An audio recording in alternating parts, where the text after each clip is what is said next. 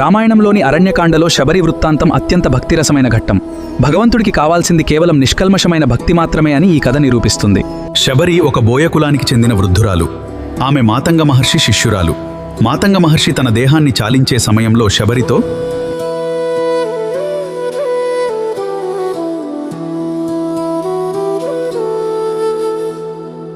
అమ్మా శబరి, కొన్నాళ్లకు శ్రీరాముడు ఈ ఆశ్రమానికి వస్తాడు. ఆయన దర్శనం పొందాక నీకు ఉత్తమ గతులు కలుగుతాయి అని చెబుతారు. ఏళ్లు గడిచినా, కళ్ళు అలసినా ఆమె నమ్మకం మాత్రం సడలలేదు.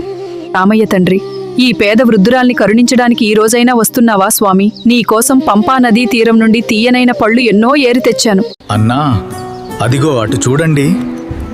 ఎవరో వృద్ధురాలు మన కోసమే ఎదురు చూస్తున్నట్టుగా ఉంది. లక్ష్మణ, ఆమె సామాన్య వృద్ధురాలు కాదు, తపస్సుతో పునీతమైన గొప్ప భక్తురాలు. పద ఆమెను పలుకరించి వెళదాం.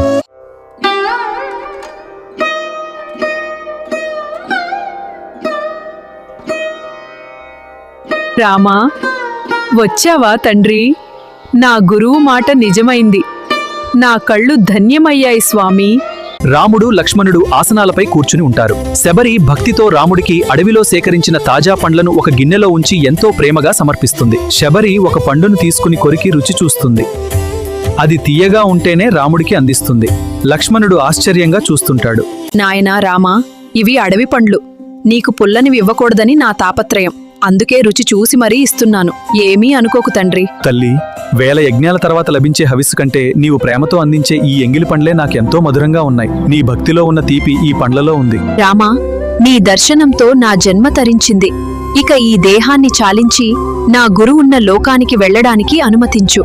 తల్లి, నీవు